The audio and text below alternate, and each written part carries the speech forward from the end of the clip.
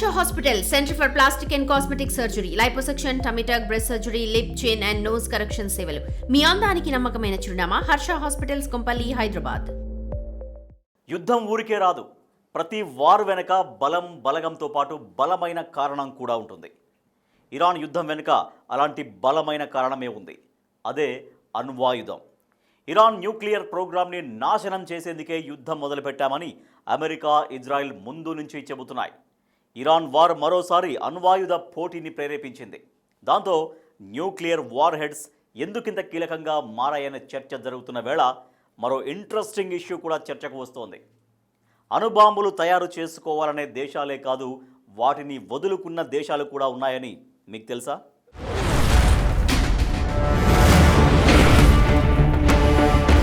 యుద్ధాలకు దారితీస్తున్న nuclear race.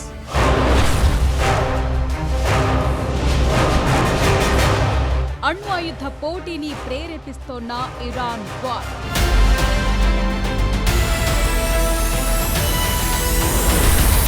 ఇరాన్తో యుద్ధం, Gulf మిత్ర దేశాలకు రక్షణ కల్పించడంలో అమెరికా వైఫల్యం, చైనా, రష్యా తమ అణ్వాయుధాలను బలోపేతం చేసుకోవటం లాంటి పరిణామాలన్నీ అణ్వాయుధాల కోసం కొత్త పోటీని ప్రేరేపించాయి. ఆసియా, ఐరోపాలోని కనీసం 6 దేశాలు ఇప్పుడు అణ్వాయుధాలను సమకూర్చుకోవటాన్ని పరిశీలిస్తున్నాయి. అయితే చరిత్రలో కొన్ని దేశాలు తమ అణ్వాయుధాలను వదులుకున్న ఘటనలు ఉన్నాయి. ఇప్పుడు ఇరాన్ యుద్ధంతో అణుభూతం సీసాలో నుంచి బయటపడింది. అణ్వాయుధాల కోసం ఉన్మాదపు తొక్కిసలాట మొదలైంది. చాలా దేశాలు న్యూక్లియర్ పవర్ దేశాలుగా మారేందుకు ప్రయత్నిస్తున్నాయి. ఎందుకంటే యుద్ధం అంటే ఆయుధాల ప్రదర్శన మాత్రమే కాదు, ఉనికి కోసం చేసే పోరాటం. ఇప్పుడు ప్రపంచాన్ని వణికిస్తోన్న ఇరాన్ ఉద్రిక్తతల వెనుక అణుబాంబే కేంద్ర బిందువుగా ఉంది. అణ్వాయుధం ఒక దేశానికి రక్షణ కవచంలా కనిపిస్తే పొరుగు దేశాలకు మృత్యుపాశంలా అనిపిస్తుంది. ప్రపంచ వ్యాప్తంగా అణుబాంబుల కోసం దేశాలు పాకులాడుతున్న ఈ కాలంలో తమ దగ్గరున్న అణ్వాయుధాలను స్వచ్ఛందంగా వదులుకున్న దేశాలు కూడా ఉన్నాయి.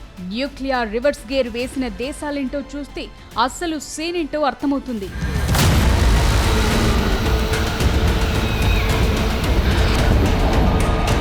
అణ్వాయుధాలను వదులుకున్న దేశాల జాబితాలో ఉక్రెయిన్ పేరు లిస్టులో ఫస్ట్ ఉంటుంది. 1991లో సోవియట్ యూనియన్ విడిపోయినప్పుడు ఉక్రెయిన్ భూభాగంలో వేల సంఖ్యలో అణుబాంబులు మిగిలిపోయాయి. ఆ సమయంలో రష్యా, అమెరికా తరువాత ప్రపంచంలోనే 3వ అతిపెద్ద అణుశక్తి ఉక్రెయిన్. 1994లో జరిగిన బుడాపెస్ట్ మెమోరాండం ఒప్పందం ప్రకారం తమ భద్రతకు హామీ ఇస్తే అణ్వాయుధాలను వదులుకుంటామని ఉక్రెయిన్ ఒప్పుకుంది. అలా ప్రపంచంలోనే 3వ అతిపెద్ద అణ్వాయుధాల నిల్వలను 179 ఇంటర్ కాంటినెంటల్ బాలిస్టిక్ మిసైళ్లను కూడా వదులుకుంది. సోవియట్ యూనియన్ పతనం తరువాత వారసత్వంగా పొందిన ఆయుధ నిల్వలను తిరిగి ఇచ్చేసింది. రష్యా, అమెరికా, బ్రిటన్ ఉక్రెయిన్ ప్రాదేశిక సమగ్రతను గౌరవిస్తామని హామీ ఇచ్చాయి. కానీ ఇప్పుడు రష్యాతోనే జరుగుతున్న యుద్ధం చూస్తుంటే అణ్వాయుధాలు లేకపోవటం వల్ల ఉక్రెయిన్ ఎంతో మూల్యం చెల్లిస్తోంది.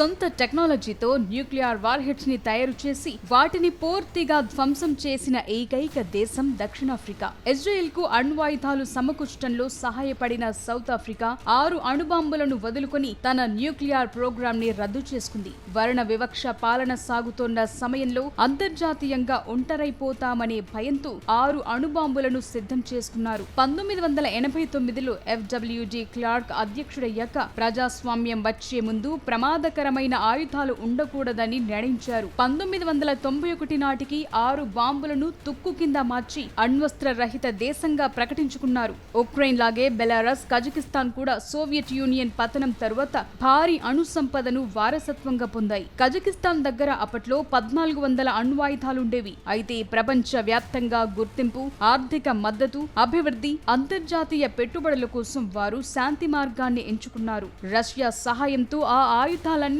తొలగించారు.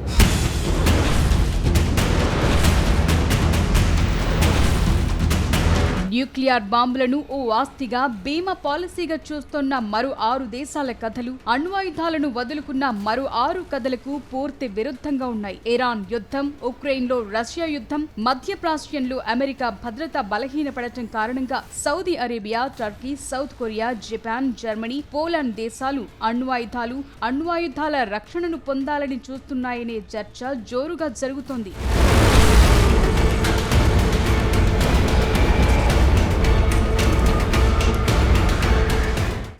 ఇరాన్ యుద్ధమే అణ్వాయుధ పోటీని ప్రేరేపిస్తోంది. బలమైన శత్రువులను అణ్వాయుధాలు మాత్రమే నిరోధించగలవనే నమ్మకాన్ని ఇరాన్ యుద్ధం బలపరిచింది.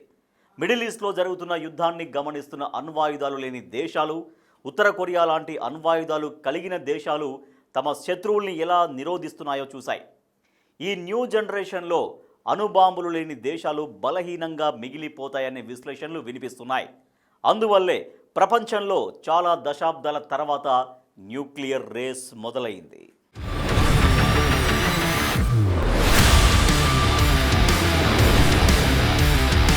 ఇరాన్తో యుద్ధానికి దిగిన అమెరికా, ఇజ్రాయెల్ దగ్గర ఇప్పటికే అణ్వాయుధాలున్నాయి.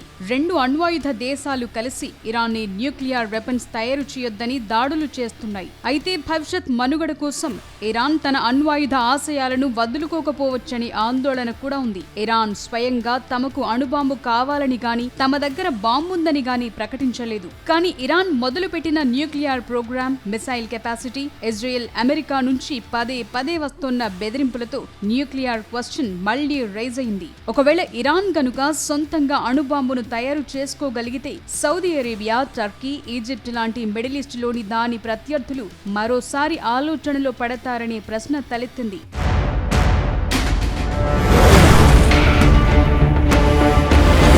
అణ్వాయుధ చర్చల్లో ఉక్రెయిన్ స్టోరీనే బిగ్ ఎగ్జాంపుల్. రష్యాతో ఏళ్ల తరబడి యుద్ధం సాగుతోంది. దాంతో సోవియట్ కాలం నాటి ఆయుధాగారాన్ని వదులుకోవటం తాము చేసిన చారిత్రక తప్పిదమని చాలా మంది ఉక్రెయిన్ ప్రజలు భావిస్తున్నారు. అయినప్పటికీ 2014లో రష్యా క్రిమియా స్వాధీనం, 2022లో తమ దేశంపై దాడిని ఉక్రెయిన్ ఆపలేకపోయింది. చాలా మంది ఇప్పుడు 1994 బుడాపెస్ట్ ఒప్పందాన్ని పెద్ద పొరపాటుగా చూస్తున్నారు. ఇప్పుడున్న పరిస్థితుల్లో ఉక్రెయిన్ దగ్గర అణ్వాయుధాలుండటం కానీ, నేటో లాంటి బలమైన కూటముల్లో భాగంగా ఉండాలని ఆ దేశ అధ్యక్షుడు జెలెన్స్కీ పదే వాదిస్తున్నారు. Ukraine, South Africa, Belarus, Kazakhstan కథలు చూస్తే అణుబాంబుల కంటే ఒప్పందాలు, దౌత్యం, హామీల ద్వారానే భద్రత లభిస్తుందని ఆ దేశాలు బలంగా నమ్మినట్లు అర్థమవుతోంది. కానీ ఇరాన్ యుద్ధం, ఉక్రెయిన్ పై రష్యా దాడి, అమెరికా కమిట్మెంట్లు బలహీనపడతాయనే భయాలు మొదలయ్యాయి. కేవలం న్యూక్లియర్ వెపన్స్ తమ దగ్గరుంటేనే సురక్షితంగా ఉంటామా అని అనేక దేశాల్లో ప్రశ్నలు మొదలయ్యాయి. ప్రతి కొత్త యుద్ధం, దురాక్రమణకు వ్యతిరేకంగా అణ్వాయుధాలే అంతిమ ధీమా అనే భావన వినపడుతోంది. ఇందుకు ఇరానే బిగ్ ఎగ్జాంపుల్. తమ దేశ సార్వభౌమత్వాన్ని కాపాడుకునేందుకు అణుశక్తి ఒక్కటే మార్గమని ఆ దేశం భావిస్తోంది.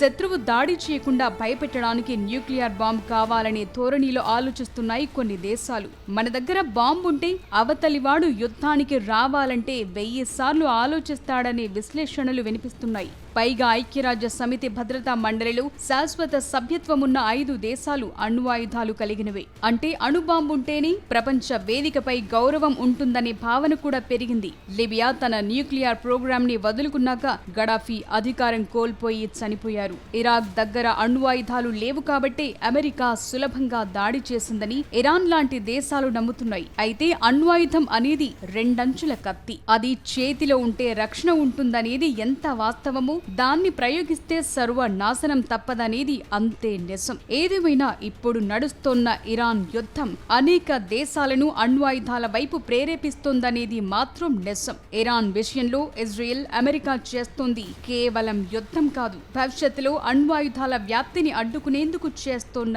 ప్రయత్నం. కానీ ఈ ప్రయత్నమే మరో భారీ యుద్ధానికి దారితీస్తే అది మానవాళికే ప్రమాదం.